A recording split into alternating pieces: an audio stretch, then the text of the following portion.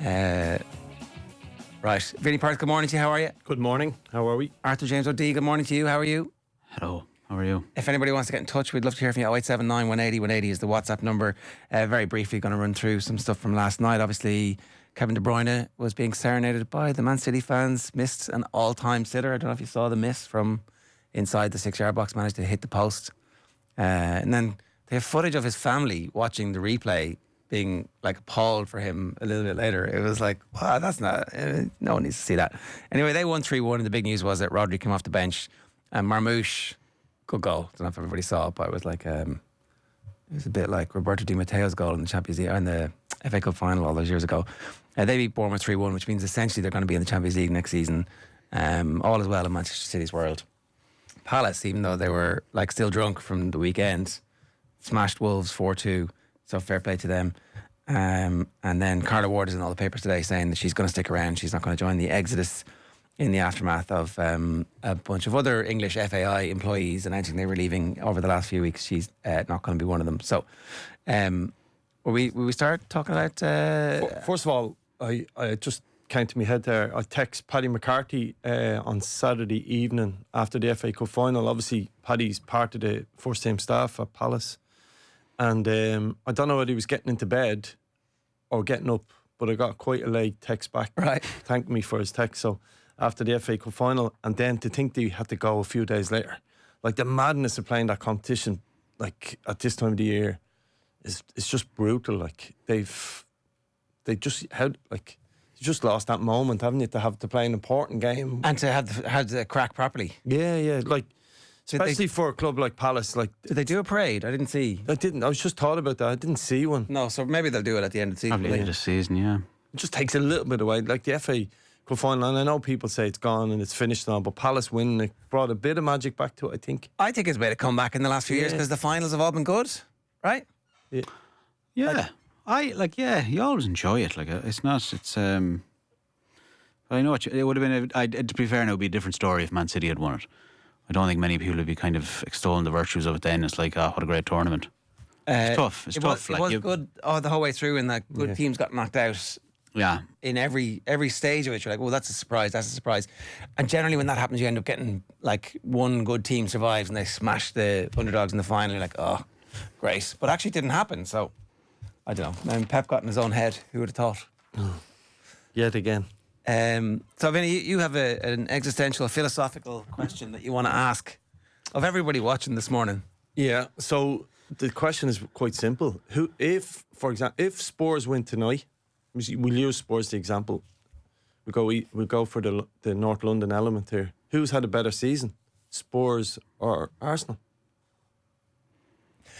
If Spurs win tonight, they're probably still going to sack their manager, right? But at the same time, if you're a Spurs fan and you win tonight... Mm-hmm. Have you had a better season than... Well, think about Spurs winning tonight. They've won a major European competition, qualified for the Champions League. Yes, and take a little bit of momentum. I know, like, Arsenal are in a better position going into next year. They go into next year to do what? Finish second again? Feels like I'm having to go with Arsenal here, but just making the point. Winning competitions, like, go back to Palace fans, look at that celebration, what it meant to them. Ultimately, like, football has become about, isn't it, money, Champions League, and I get all of that stuff, and the knock-on effect is able to sign players. But I imagine from a Spurs fan's point of view, they'll certainly make the point they've had a better season. This is the biggest get-out-of-jail match that I can remember. Like, it's kind of like a championship playoff final magnified times a million because the European trophy is there, and... From Amram's perspective, it's suddenly you get a free pass for a period of time. All the pressure comes out of almost everything, and the money slushes through the system. There's a report in one of the papers today that irrespective of what happens, he's going to get 100 million to spend in the summer. That's going to go 67 million on that on Cunha, but maybe actually they can sign 3 other players as well because the Cunha thing is staggered. And away we go. We're back. Manchester United have like 5 new players who are... good for the system. Some of the kids benefit. Some of the older players have a bit of a renaissance under this manager.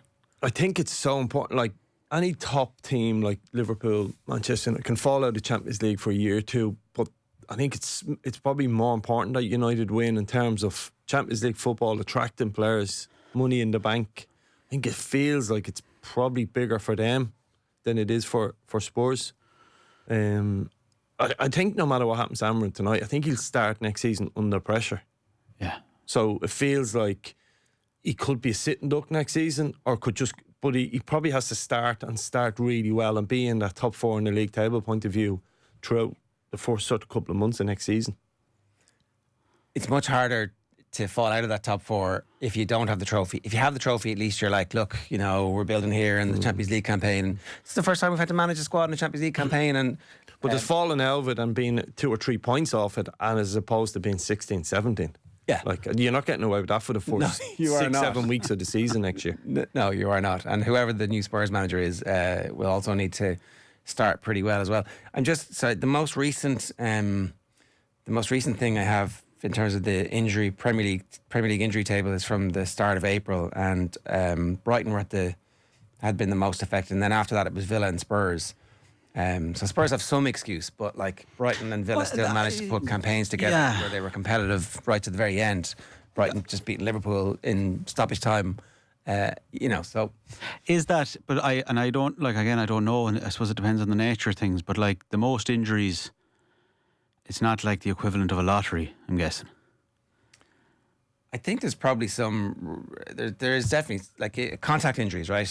Someone bangs into each other. If it's a series of, I've pulled a hamstring, I have a soft tissue issue, then there's a problem with the strength and conditioning and the medical staff. And obviously you need a lot of work done. In terms of the days lost, Brighton are way behind everybody else. But then after that, Spurs are second from bottom. So they have had their issues. There is a world in which you could make a case for Ange staying if he wins the trophy, right? I don't think anybody at Spurs wants that. I don't think the owner seems to have. He's certainly been very quiet in the build-up to this. There's been no leaks coming from Daniel Levy's side. I think, would it not be harsh, though, if he won this competition and be sacked in the summer? I think it would. Yeah, I think it would. And I'd like to see what would happen with him. He's qualified for the Champions League. Slightly emboldened. A major trophy. And they're the things that start here. With Get a us into massive Champions injury League. crisis, I think it'd be harsh. It's interesting though, because if you want to, I suppose the way of looking back at it then is that it's a very convoluted route to it. But if Man United don't win the FA Cup last year, they're not in the Europa League this year, and they're not potentially on the cusp of qualifying for the Champions League. Now, there's every chance if Erik ten Hag stayed, and maybe things had gone too septic at the time. But if he had stayed, there's every chance they probably still went deep in the competition. And he's proven himself. He got to 3 finals in his 2 years there. He's been good cup manager. There's every chance he could have won. He could be at the same point in the same competition. But I don't know if. But what's interesting is, take someone like Forrest. You can jump from 16, 17 to a top 4 competitive within the space of a couple of months. Yeah. And that's why winning for United tonight seems a long way off being back in the top 4, but it's not as far off as people think. The biggest step is obviously getting from that top 4 to win the league title. That's way off for them. But it's not a big step, and that's why winning tonight, Champions League football, a couple of players coming in. And it's probably going to continue to be top 5 next season. And almost certainly, yeah. I presume tonight. We're getting stage. It feels like it's going to be top 10. It's ridiculous. Well, that's what it could be now. It could be 10 teams in Europe next year, 10 English teams. Half the league. But the Super League lost. The Super League. I don't know. It's very interesting to me, though. I don't, and I wonder what you think. Why do you think they've been, from Man United's point of view particularly, have been so incapable looking in the league? That when you consider someone like even Glasner, who's there a little bit longer, plays a somewhat similar system. Probably overall, I don't know, on numbers alone, or say money spent alone, obviously an inferior squad in that regard, but seems far more capable to implement a plan and obviously execute it across the board. I think it's players. I think when you look at, say, Palace played that way against Spurs recently, the exact same way as Man United play, but it's down to players where they are at different moments.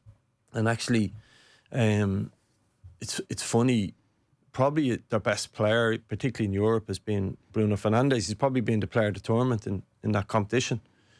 But he is, in one way, part of the problem of sticking to this system, because they play that 3-4-3, okay, and I won't get bogged down in that, but they play with two sort of inverted wingers, whether it's Garnacho and Fernandes. Sometimes they might bring Fernandes back in to stay, say, beside Casemiro or Odegaard, and that's part of the problem, finding his best position.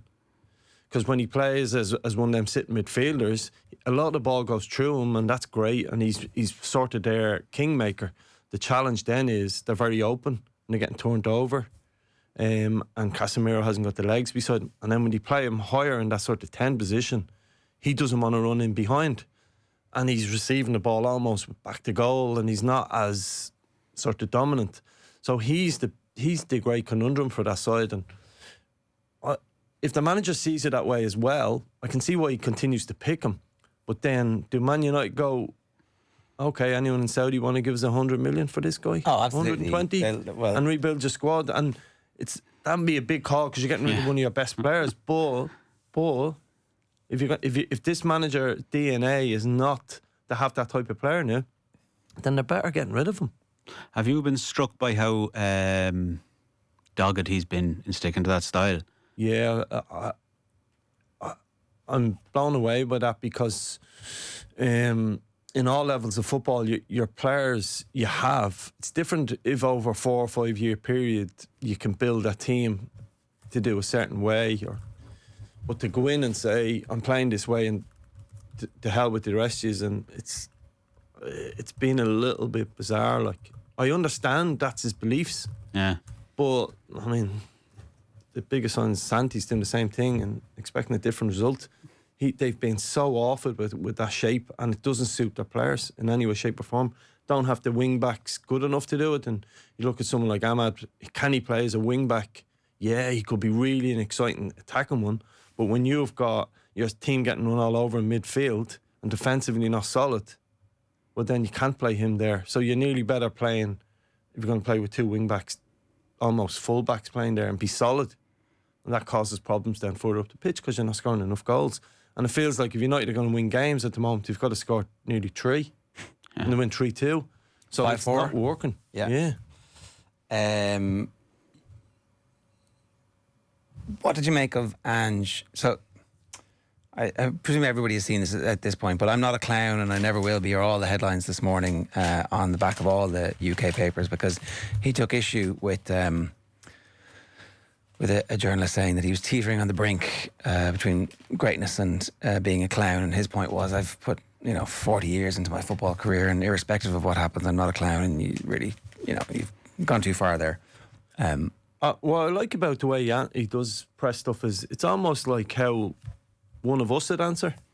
It's just like, someone said something to you like that in the pub. It's almost, you'd probably use a few more expletives maybe, but there's something likeable about him, I think. I think that's starting to turn now, where people are questioning, actually, is he good enough? But for the first sort of 67% of his time there was something like about Ange Ball. Now there is a little bit like Manchester United manager. Now your question, keep doing the same thing. Got to be a little bit more pragmatic. He probably doesn't get the credit for it, but he has been pragmatic in Europe, and that is a narrative that has been missed by the media. And I understand if you're a media man there, you ask him that question because you nearly know what you're getting back. But like, he's done it in, I think, at Bobo Glint and Frankfurt, was it? Yeah. He was very pragmatic, but he's not a pragmatic coach, be under no illusions. But he has had that. It feels a little bit harsh on him. What do you think is going to happen tonight? I've spent all week thinking this competition is Manchester United's. They've the name is on the cup. Madness of it, 5-4s, Harry Maguire, team of destiny. Yeah, all of this stuff, and Fernandes. But the biggest challenge is I can see how Spurs can get at this team. So what's the graphic we're looking at? So basically, it's a simple way of instead of drawing lines and different things, you see in red Manchester United 3, 4, 2, and 1. Okay, so some people have gone with Fernandes and Ahmad behind Højlund there. It could be Garnacho for me. And the question is it Garnacho and say Ahmad really attack-minded with Fernandes into that midfield position. That's the big challenge Manchester United have in terms of the team selection. And why is that important? Because Spurs are missing their best players. Kulusevski is not playing. That's a big loss. And Maddison, I think, has always hurt Manchester United. But Basuma, Sarr and Ben Couture midfield have lack a little bit of quality of the others. Huge amount of running power. Okay, so there's going to be a challenge there. His challenge for United is their wing back. So Undoggy does that run where if it's Son starts, there's an injury doubt about him. But if it's not him, I think it'll be Richarlison on that wide. Yeah. That inverted from full back inside. And Van der Ven, his passing range is exceptional. So you'll see tonight Van der Ven trying to fire one in.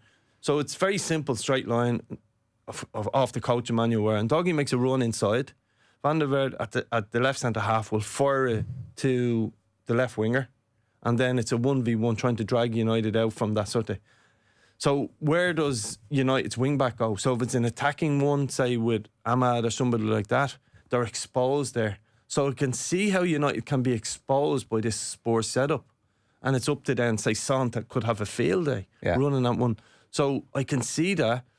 I also then don't like Fernandes in that 10 position because not creating enough. So what United, their manager's trying to do is them 2 10s are basically creating a window for the 2 wing backs to go. And United haven't been bad in that wing back, particularly Dalot, which I think he's done okay. He's split decisions with United, or split opinions on United. So there's a lot of tactical stuff going on. Spurs probably have the right setup to beat Manchester United in terms of the high press, getting after people. You might find they'll start the game a little bit more defensive than people are surprised or expecting. But when they do set traps and go after United, I can see how a Spurs setup could go and beat this United team. You mentioned the other times they've played this season. How relevant are those matches when it comes to a one-off final like this? Like, obviously, Palace recently got hammered by Man City and then turned it up and turned them over. Now, they knew that this game was coming, so Spurs and Manchester United have been slated to meet in the final for a long period of time. I'm just wondering, how much can we read into the fact that Spurs have been able to handle their business against United this season? I think Ten Hag was in charge for one of them, so slightly different system. I think if I was working in the Manchester United's coaching department now, I would actually analyse the death of the game where they played against Palace. Palace beat them. But therein lies why I'm saying Fernandes is the biggest conundrum in this whole game, and actually for Manchester United is Eze played in that same position we expect him to play. And he was the kingmaker in the game. So particularly down that side. So Brandon Johnson would play there tonight. And he's not, like, if it was Kulusevski, great. From an attacking point of view, also defending point of view. So what United trying to get him to jump, what Palace did was got him to jump out onto one of their centre halves and basically played a simple one pass, either released a wing back or got Eze on the ball, who had different skill sets in terms of more forward thinking and able to run down the side when I'm giving you an insight to my head here. Sorry, it's hard to explain it. But basically you're looking for United's wing back to step out and then Eze down the side and get at them. And that would be the one game. You won't get that insight, but I would imagine they've stripped that game apart in terms of how they broke them down. Because on the other side, I see Undoggy winning that battle in many ways. So it's an interest. Pedro Porro is sort of caught in no man's land. And the flip side of that is when Spurs don't have the ball, the back four comes really narrow. So Manchester United's wing back could have a field day today if they're able to make those passing lines. So there's cases to be made for both. It could be one of the great finals of all time. Now, you'll probably sit here and tomorrow and say, what was that fella talking about? It's a 0-0 goes to extra time penalties. Yeah. But it could be because of the frailties of both teams. Yeah. And That's the fascinating. attacking flair almost of some of them as well. Yeah, like I mean, I know their league records are terrible, but there's loads of great players playing. Like maybe not in the old, great players, but they're very good, great to watch, at least. You were confident earlier in the week, Arthur. Certainly. Yeah, well, it's an uninformed confidence. It's just a feeling. I'm not going off much detail. Pure vibes. I just think I think Pure it's, Manchester United exceptionalism. Go on. No, but it's just it's having watched. It's a strange dynamic that almost you come through the tournament playing teams from across Europe, and they're unbeaten in Europe this year, which is not nothing.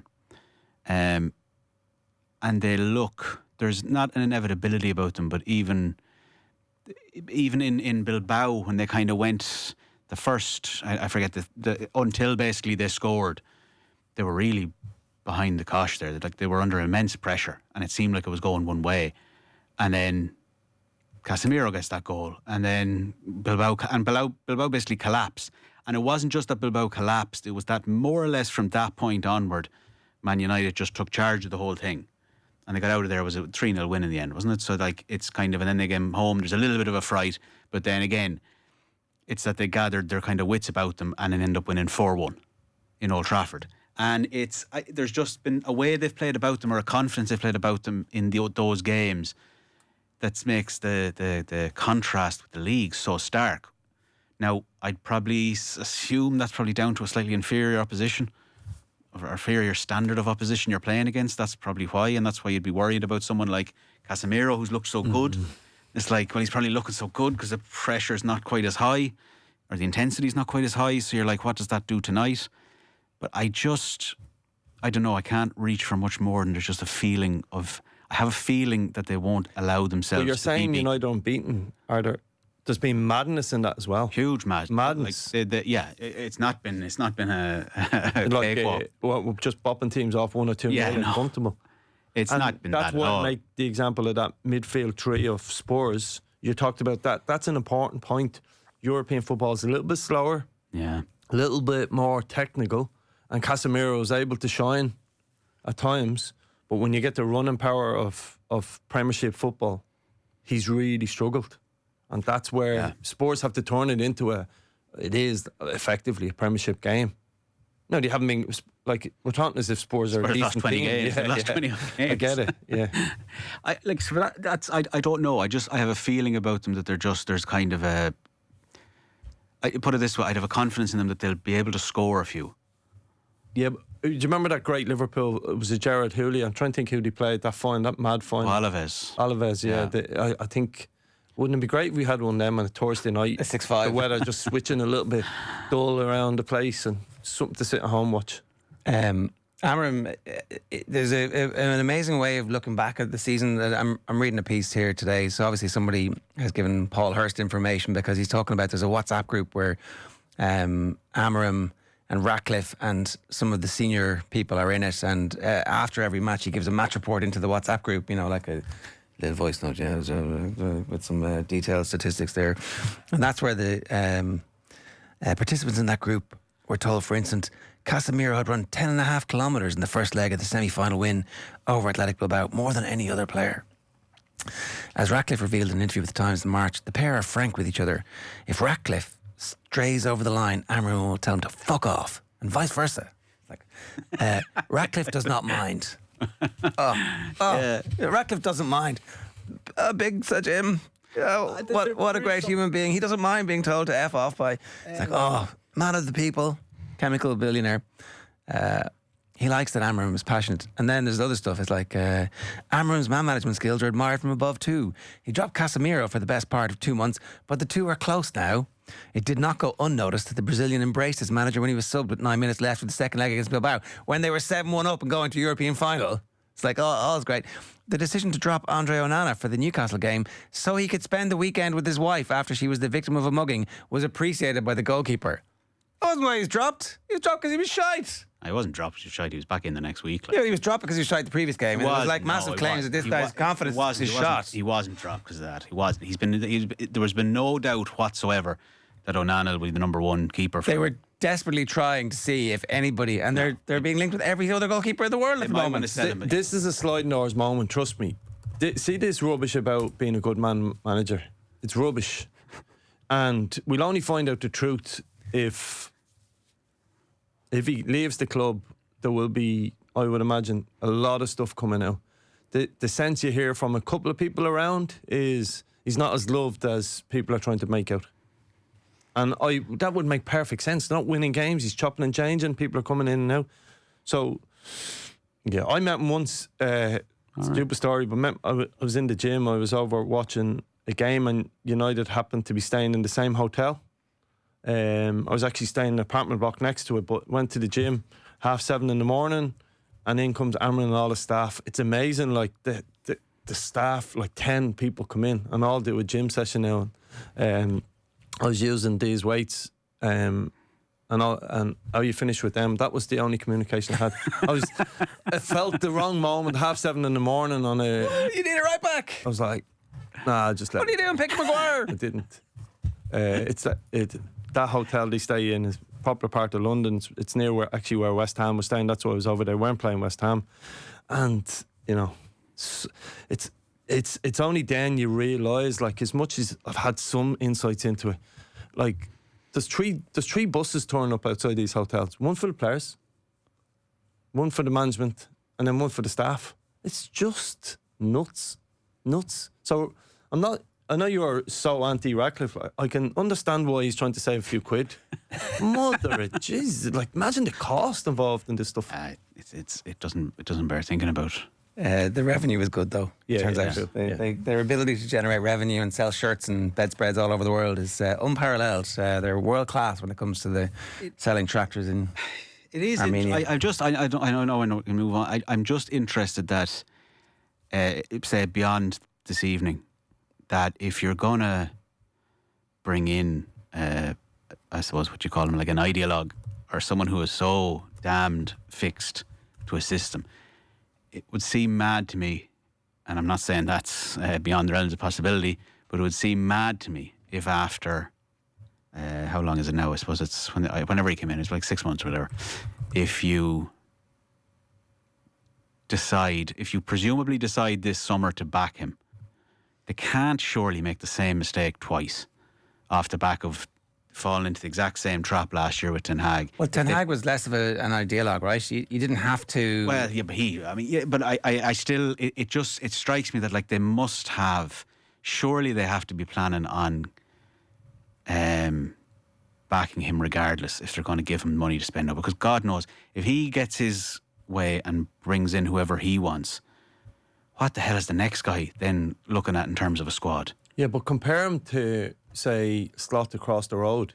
Yeah. He didn't necessarily come in and change everything up. He worked with the tools he had.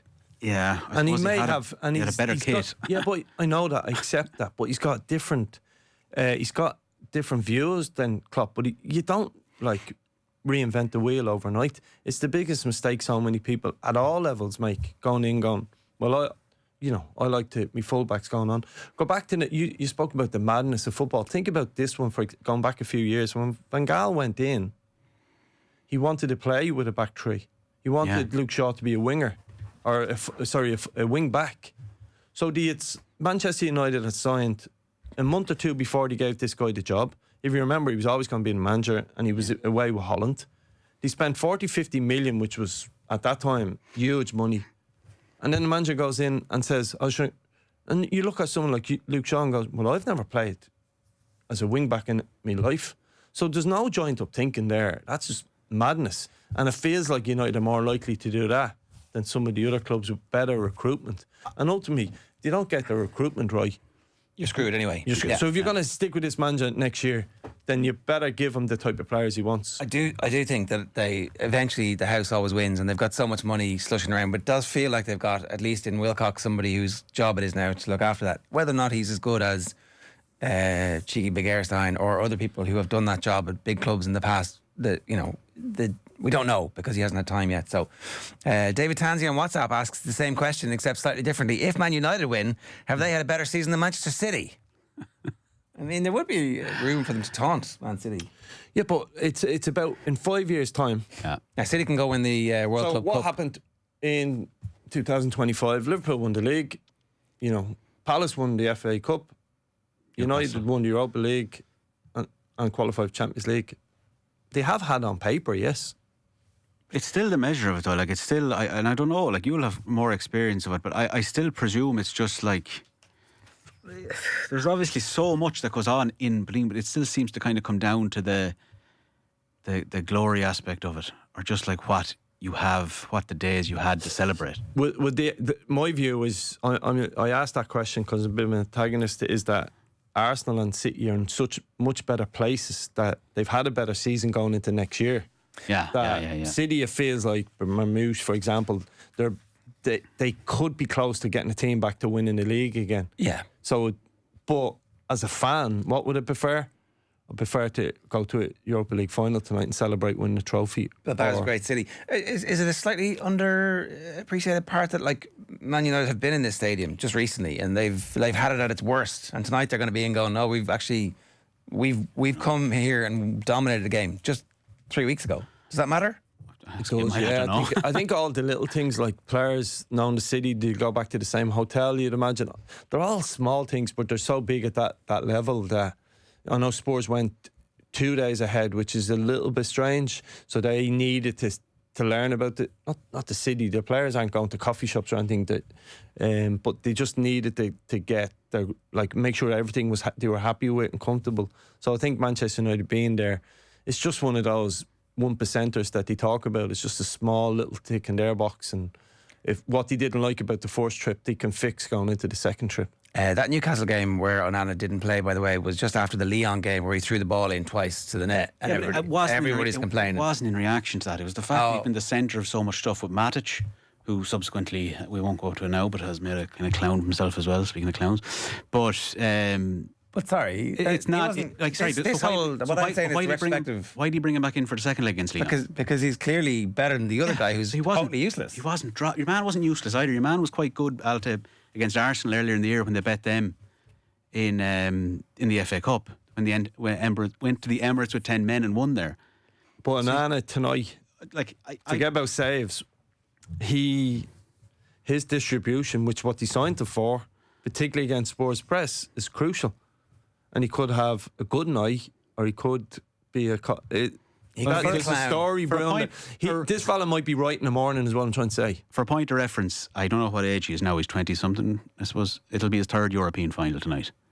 He's a very good goalkeeper. Like, he's not. You know what I mean? He's not a clown.